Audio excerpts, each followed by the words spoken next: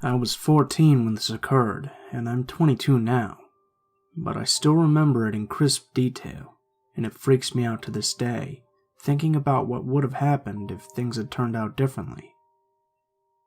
School was out for the summer, and I had convinced my mom to send me to Russia for a couple of months to visit with my grandparents.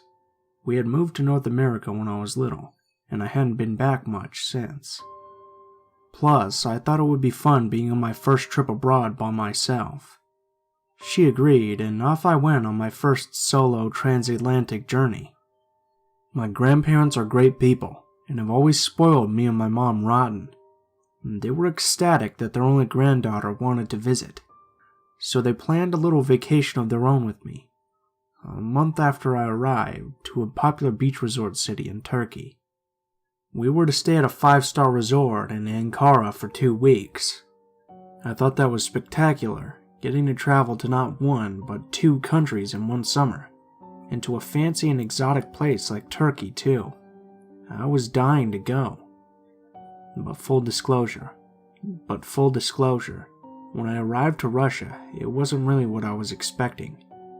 My grandparents are really protective people, and I couldn't do much or go anywhere by myself, so it got boring pretty fast, and I spent most of my days playing PSP in my room. I was also accustomed to being active, and wanted to do things like go jogging, which I had done every day at home. I gave my grandparents a hard time about that, since they wouldn't let me go alone, and naturally, they really couldn't keep up. Then after about a month, the time came to go to Turkey, and I was super excited to finally get some freedom and a change of scenery. I had been pent up at home too long. The resort they had picked was sprawled over a pretty large area. However, it was all very well secured and isolated from the rest of the city. There was also a huge garden on the property, which was ideally suited for jogging. This time, I had my own room separate from my grandparents, so I took the chance to go off by myself and explore the grounds. Most of the time, I would jog in the mornings when it was cooler, with my big old iPod, so I couldn't really hear anything that was going on around me. I figured it was a pretty safe place though, since it was a nice hotel with plenty of tourists. Then I started to notice him. A pretty innocuous seeming gardener, in his late 40s to early 50s, and in a green uniform. I remember he looked kind of like a shriveled old date from too many years in the sun. He would always wave or say something in broken English as I passed by, while he trimmed the shrubs or mowed the lawn. I would politely wave back, smile, or nod, but I didn't really pay much attention. Fast forward about 10 days, and I was really enjoying myself. It was fun to swim in the pool and the sea. The food was great, and my grandparents had lit up a lot, so I could do more by myself. However, they didn't know about my morning runs in the gardens, and I wasn't going to tell them because I was sure they wouldn't approve. So one morning, around 7 a.m. while I'm jogging, I see the gardener again, but this time it's clear he's trying to get my attention. He waves at me and yells something, so I stop and pull out my earphones, trying to figure out what he wants. Now, I know he works for the hotel, so I don't really suspect anything. He waves at me again and motions me to come forward. I'm a bit confused, but I figure he wants to tell me something, so I politely approach. He's standing at a trail that goes deeper into the gardens and foliage. He's smiling and gesturing, and I can see he's holding something in his hand. "Rosa," he says. "Beautiful Rosa." Then I notice that he's holding a rose and extending it to me. At this point I'm confused and a little freaked out by what the hell he's thinking, but I stay put. Usually the hotel staff there are chatty, but nice enough. My grandparents would always get pulled into conversations with them about things. I figure something like this is happening now, and don't want to be rude, but I still want to be on my way without offending the old man. He hands the flower to me and I take it, thinking that maybe he wants to show me some roses that are in bloom. But he just keeps waving and gesturing, like he wants me to follow him. And stupidly, I walk a bit closer. He has another flower in his hand, and he backs away more. Suddenly, he stops and starts to lower a little. That's when I notice that he's holding his other hand behind his back, and he's holding something in it. I look ahead up the trail and see a little cabin type thing, where I assume they keep their gardening supplies. Something clicks in my head, and I instantly back away. He sees me do this and tries to smile, saying Rosa over and over again, and moves the hand he's been holding behind his back while lurching toward me. That's when I see that he's holding some kind of rag. Without hesitation, I drop the rose he handed me, turn around, and run for it at full speed. I don't stop to look back, and run like mad back to the hotel. It's not until the doors finally close behind me, and I'm among other people, that I look back and see if he's followed me. I don't see him anymore, and my heart is beating like crazy. I go back to my hotel room and wait for my grandparents to wake up. I never told them any of what happened that day, and spent the rest of my vacation glued to their side. I thought that if I'd said anything, they would get even more paranoid about my safety, and blame me for wandering off on my own. I also didn't want to ruin the remaining days for them. I saw the gardener once more on the beach. I remembered him talking to a security guard. I remember growing very uncomfortable and sinking into my sun chair when I saw him. Then he looked at me, and he smiled. I scowled at him as he mouthed the words he'd said before tauntingly, and smiled again. I still remember the anger bumbling in my stomach, and how much I wanted to cleave his face in, but I just froze and stared. He walked away, and I went back to pretending nothing ever happened. Needless to say, I never went on any more morning jogs, and neither did I want to, until long after the summer had ended, and I'd returned back home.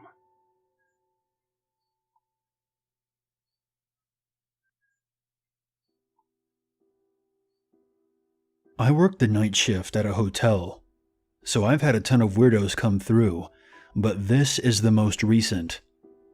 Everything started off normally that night. Usually once I check in at 11 p.m., I can just sit back and only see a few people. I'm a loner, so I actually prefer it this way. Anyways, at about 2:30 in the morning, a guy in his 30s comes down and stands in front of me at the desk. I have worked this job for 5 years, so I can pick out the weirdos pretty well, and I knew right away something was off about him. He didn't say anything at first, he just gave me this really creepy stare, so I asked, "Sir, can I help you?" He then mumbled something. All I can make out is the word coffee. I tell him that there's fresh coffee available in the breakfast area behind him. He turns to look, then looks back at me confused. "Do you have some coffee I can take to my room?" My first thought was, great, this guy is drunk as hell. And I told him that he could take a cup of the already made coffee, or I could give him a couple of packs to take to his room. He wanted the packs, so I grabbed a couple and gave them to him, hoping that was all he wanted and I could go back to watching TV. No such luck. He kept standing in front of me, looking at the packets of coffee, confused. I've had enough of drunk guy, so I walk over to the other side of the desk and stare at the TV, completely ignoring him. After a few minutes, he wanders into the breakfast area and stares at the pot of coffee. He then wanders over to the fruit, the cereal, the yogurt, and then back to the coffee, just staring at everything and walking in slow circles. After a while of that, he stops looking at the food and just looks at the ground. He then starts muttering to himself while he's walking in circles. Now he's officially freaking me out. He's at least 6 inches taller than me, 50 pounds heavier, and I'm the only one on shift. I start thinking of escape options, like locking myself in the laundry room or running to the gas station next door.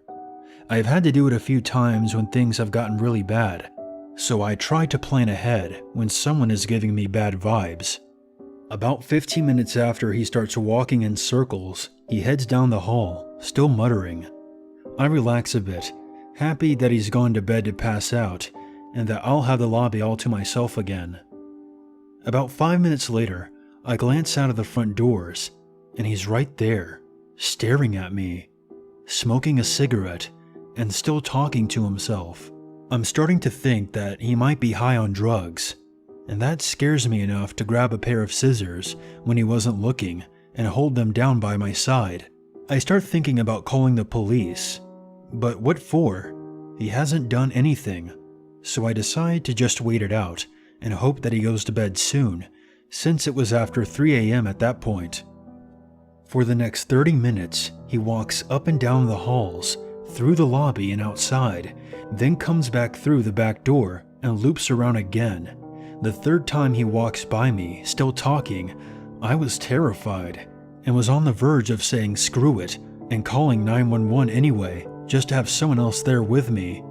Just then, an old woman walks up to the desk and asked me if I could call her a cab. She has no idea how happy I was to see her. I call for her and start chatting her up, very unusual for me, but I was just trying to keep her in the lobby. The weirdo comes around the corner for the 4th time, and the old woman tells him to pack his stuff and that they're leaving because he woke her up and she couldn't go back to sleep.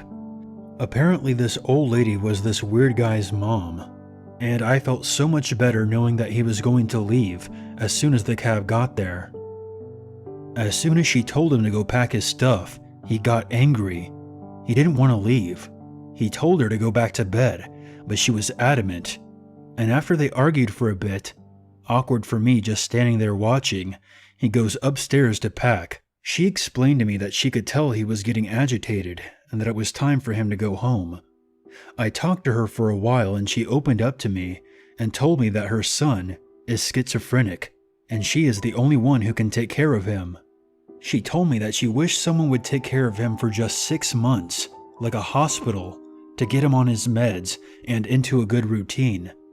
I felt so bad for her. She seemed so tired and hopeless. I have mental issues myself, so I could relate to the struggle. All of a sudden, weird guy comes running down and demanding to stay.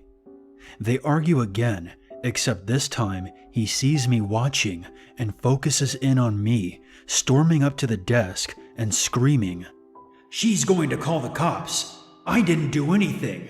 Are you going to clean my kitchen? Why aren't you sucking my dick yet?" And other horrible things, while I just stood there, stunned. I held up the scissors to defend myself, and his mom screamed, "Stop! Do you even hear what you're saying to her?" He then calmed down just as fast as he had snapped. The cab pulled up, and as much as I felt for his mom, I was happy to see them pull away.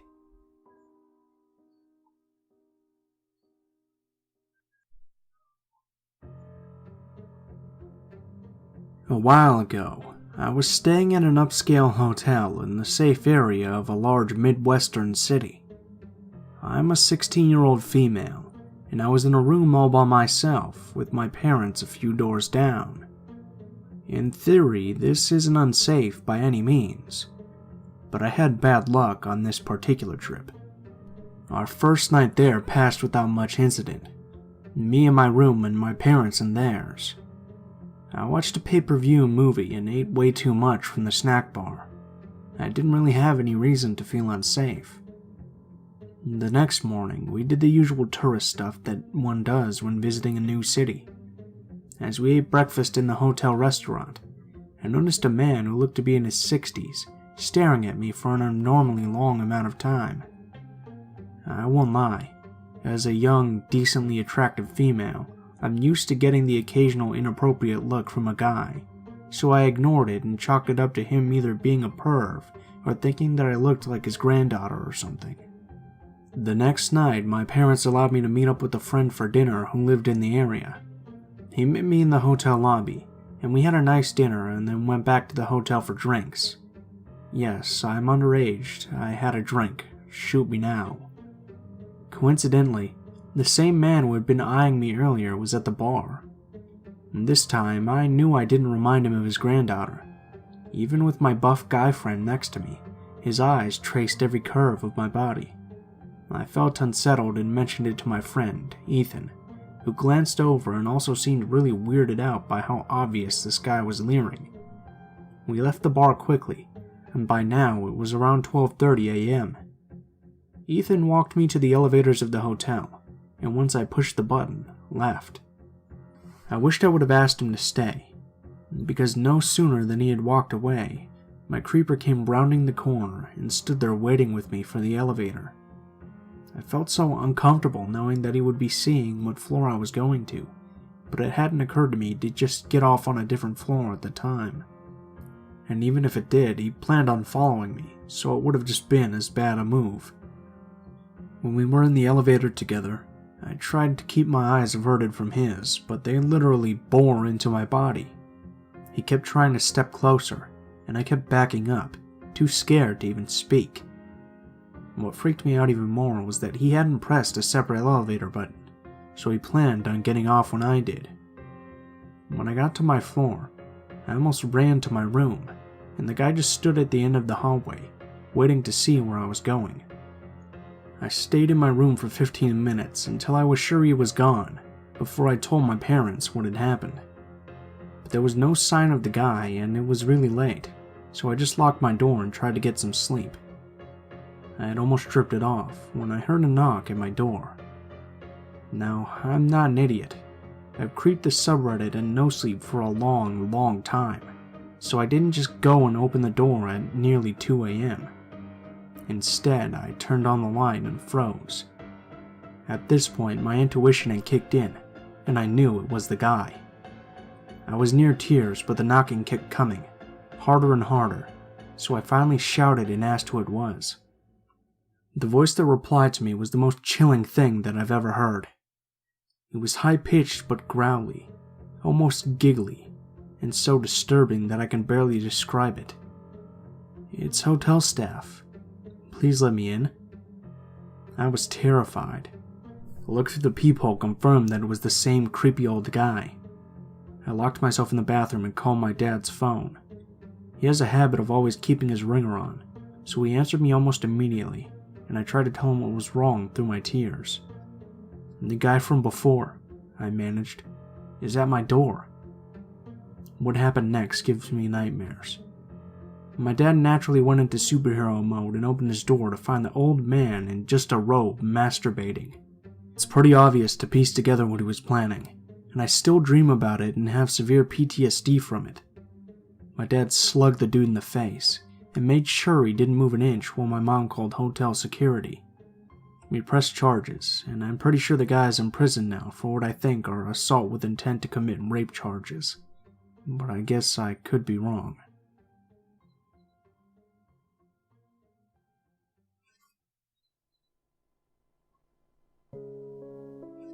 I was working at a Holiday Inn in Omaha, Nebraska, back in my college days.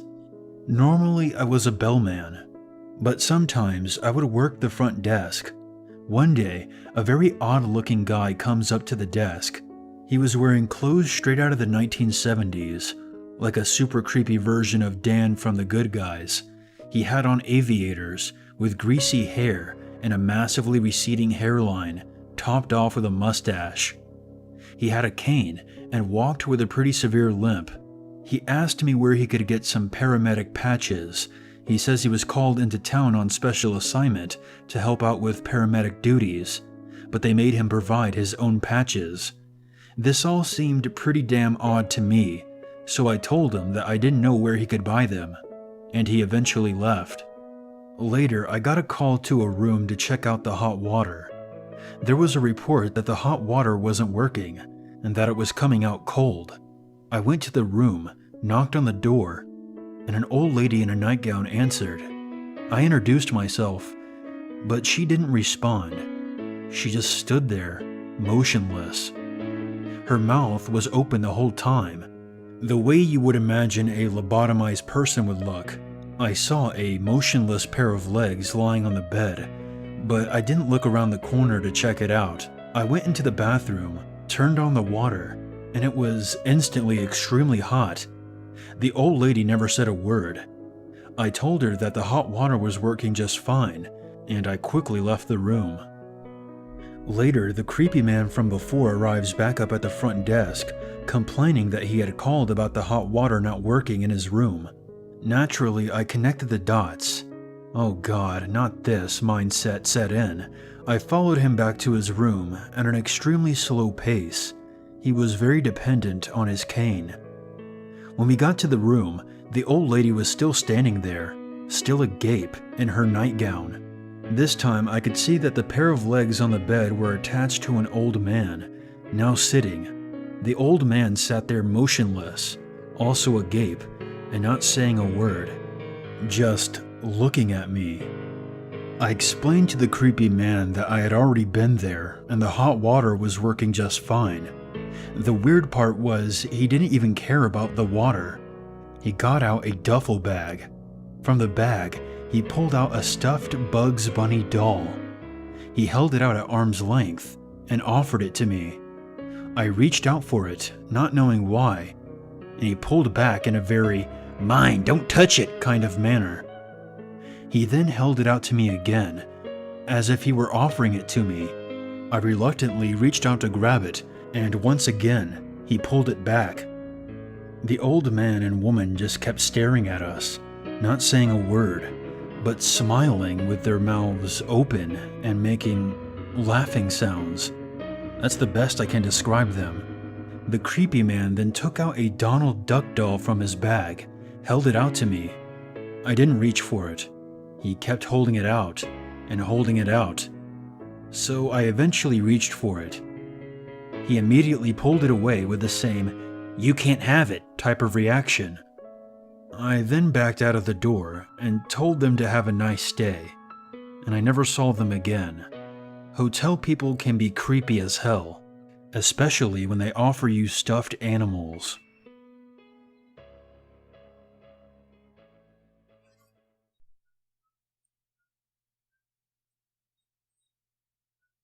What's up, guys? Blue Spooky here.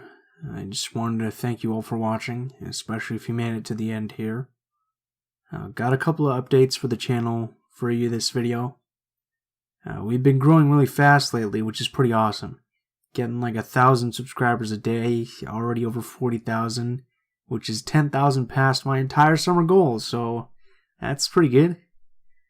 But with this increase of viewership, it means that I'm getting a lot more emails and a lot more comments.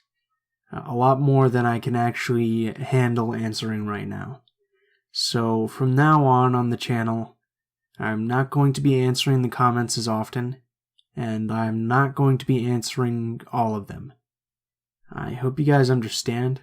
I'm still going to try and answer as many of them as I can, but I just say it's very stressful trying to answer all of them and spending like 2 or 3 hours just getting to thousands of comments, so yeah, I hope you guys can understand that and that you'll forgive me for that. As a replacement, I'm thinking about maybe doing like a weekly or bi-weekly Q&A where all the questions you guys have, I can just look through the comments on like an update video. You guys can ask whatever you want and I'll just answer it then, all at the same time, so that it's a bit easier on me. Let me know what you guys think about that.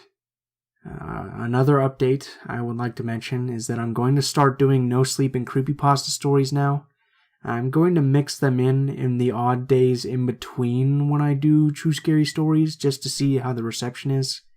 So look forward to that. Next week is when I'll probably do the first one, so let me know what you guys think about that.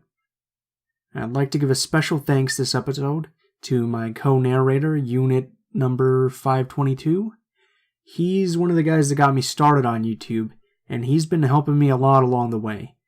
He's a pretty great guy, and he's got some pretty great narrations, so if you like his stuff, I'll leave a link to his channel in the description below, and you can go ahead and check him out, go support him, watch his videos. In addition, in the description, I'll have a link to a collaboration that he posted on his channel with me recently. It's a camping story, so if you guys like those, you should enjoy that. If you have any stories that you'd like me to read or any personal stories that you'd like to send in, a link to my social media will be in the description below. This includes my Gmail, Twitter, and Facebook accounts. If you want to share a story, go ahead and send it to me on any of those. Include in the tagline how you'd like to be credited in the description of the video the story appears in, and also what the story is about, if there's any themes. If you are curious about the music used in this video, the music is always listed in the description in the order in which it appears in the video. So if you guys are curious about the music, just look down there, it's right there. Thank you guys so much for watching. I'm sorry about the bad news about the comments. I hope you guys have a great day.